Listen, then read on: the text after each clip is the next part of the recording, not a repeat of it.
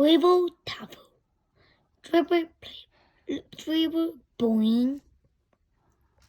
The ball bounced off the hoof. Tavo has missed the game. He bent down to fix the duct tape flapping around his patch of sneakers. The tape held the soles to what remained of the canvas tops. But Tavo wasn't easily discouraged. Courage. She was excited for he had the whole summer to practice before the regular basketball season started.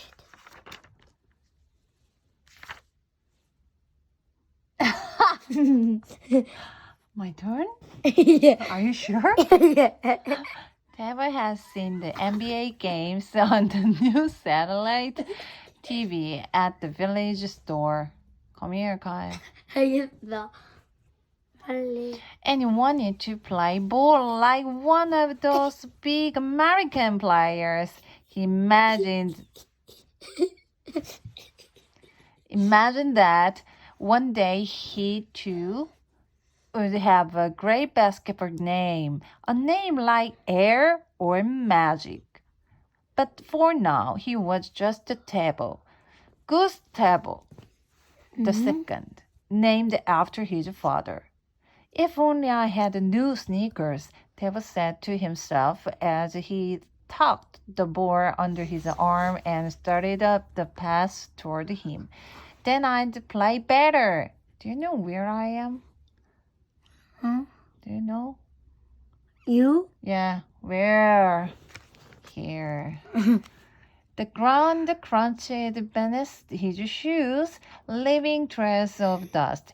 The mountainside stretched before him, a patchwork of plowed fields separated by the remnants of ancient irrigation ditches called janjas.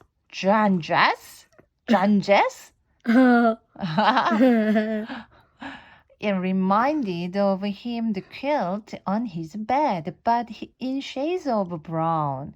Tavo looked down at his frayed sneakers and kicked at the parched earth. If only I had new sneakers, he muttered again. When he reached home, Oh.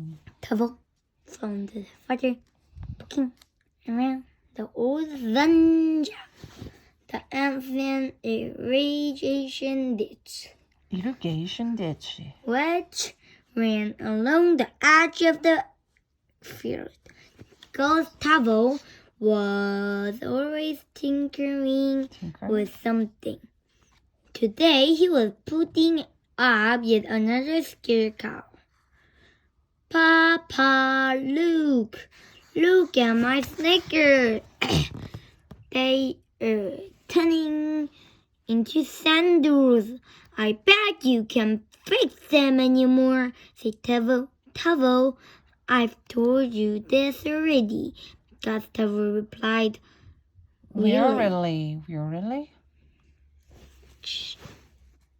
We can afford new sneakers right now.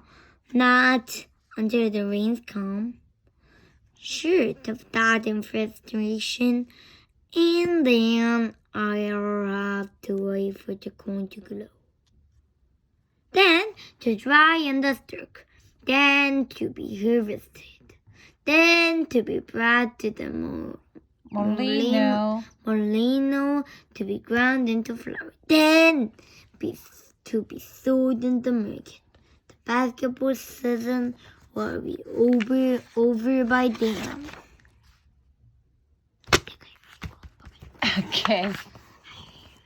Okay. Tavo looked up at the sky as some dark thunderclouds rumbled with the promise of rain. One cloud slipped through the peaks and drifted out of the valley. The two Gustavos watched silently as the cloud broke apart in the blazing sun, like a bursting peanut. hopeless, Gustavo said, throwing up his hands to his inspiration. There is only one thing left to do. I have a plan. I'm going to present it at the meeting tonight. The villagers had been called to an emergency meeting to discuss the drought. You know drought? 예, 그치? 물 없는 거. 비가 안 오는 거지. As the two Gustavus near the village square, they could hear that the meeting had already begun. That's okay. Oh, That's not okay. 아니지. Oh, where I? Okay. To Tavo's surprise, his father marched right up to the front and faced the crowd. We cannot wait for the race to begin, he said. Our ancestors knew the solution. The solution is the drenges. We must dig them up again, up into the mountains, until we reach the ancient source of the water. Gustavo, the mayor said, pausing for effect. Go talk to your scarecrows. The crowd burst into laughter. If the Genghis worked so well in the past, why did our ancestors stop using them? The mayor puffed up his chest and poked his finger in the air. We must move forward, not backward. Gustavo abruptly turned and walked out. Tavo ran after him, his back burning with embarrassment. It's not easy. Do you understand?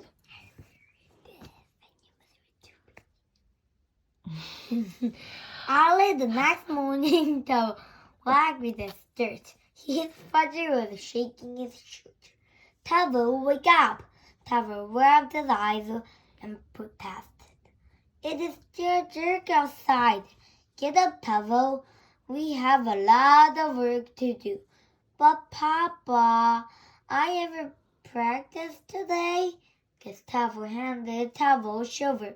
Son, basketball comes later.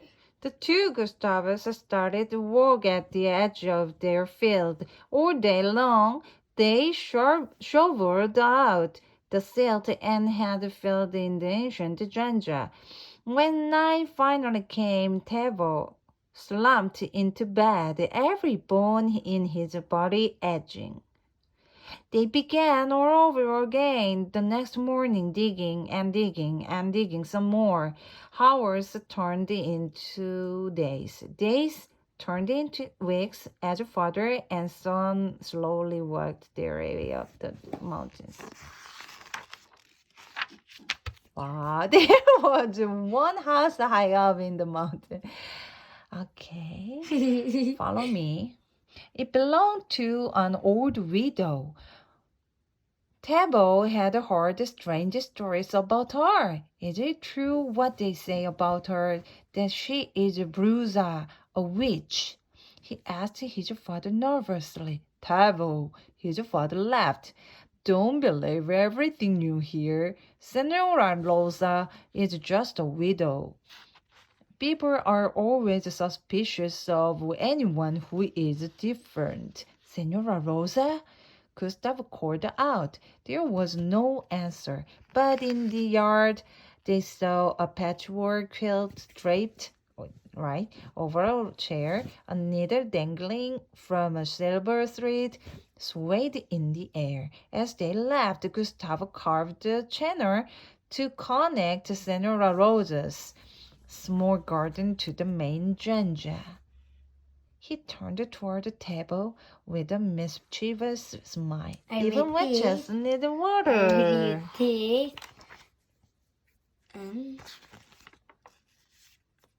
어디서? And I read that. Okay. This time I read No, that. no. It's your turn. Higher and higher, they continued to dig. Weeks passed away, and Tavo's muscles no longer agile from the hard work. One day, the two Gustavos worked their way up into a shadowy ravine near the top of the mountain. Under their feet was ground green. Soggy and What is green? it, Tavo? We found the spring, Gustavo cried. With triumph, they cleared away the debris, and the water bubbled forth down over the mountainside. Jubilant, they danced in us awake, down, splashing along, down, until the water reached their thirsty Field. As they whooped and roared, Tavo felt the excitement. Tavo's wages snicker slipped off his feet, and now they were lost somewhere in the muddy water. Without sneakers, Without sneakers, Tavo could no longer practice with the team. Instead, he practiced his shots, using an old battery hoop that his father had nailed to a tree in their yard. Even so, Tavo continued to go down to the village to watch his teammates practice, but he often found himself gazing up at the mountainside, at the one patch of green in that blanket of brown his father's field. If I can see it, they can too. But why aren't people talking about this? Tavo puzzled. And then it dawned on him. Maybe they were just too proud to admit that Gustav's idea had been a good one. All of a sudden, Tavo had his own good idea. The next morning, Tavo got up early and worked toward their field, a machete in hand. At the edge of the field, he stopped and stared in amazement.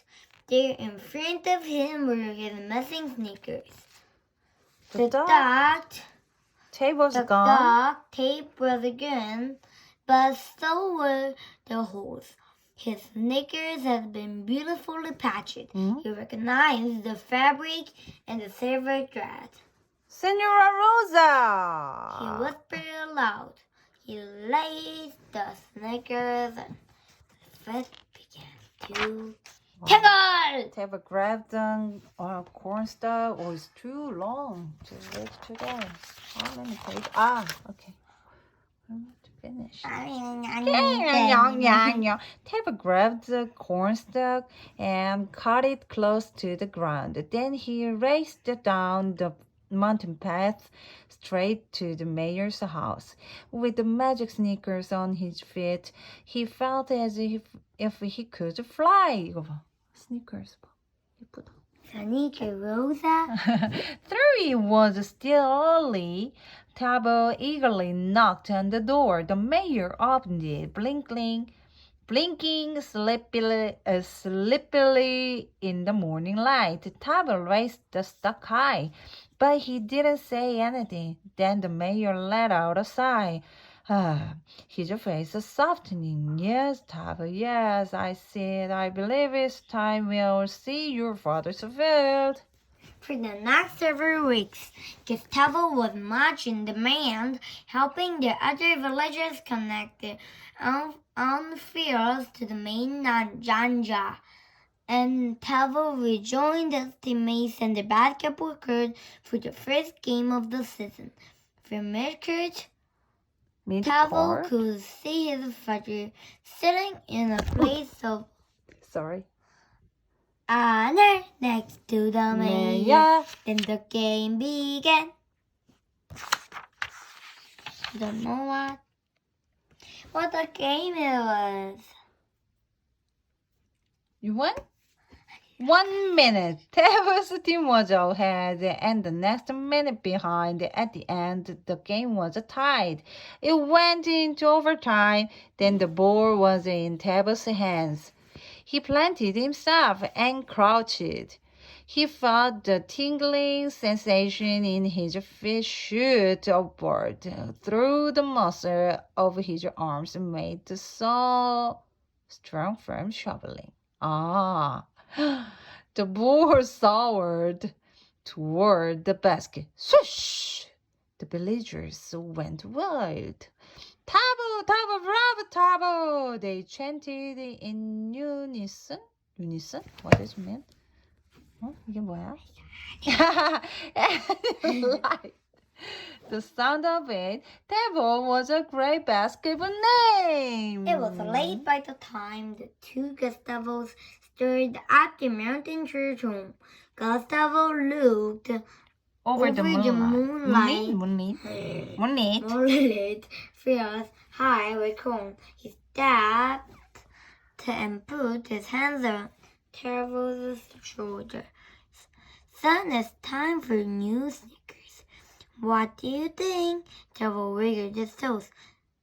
They still tingled with magic energy. No, Papa, this we do. Bye. If you like the Sarantoy, and you must subscribe me and thumbs up. Bye.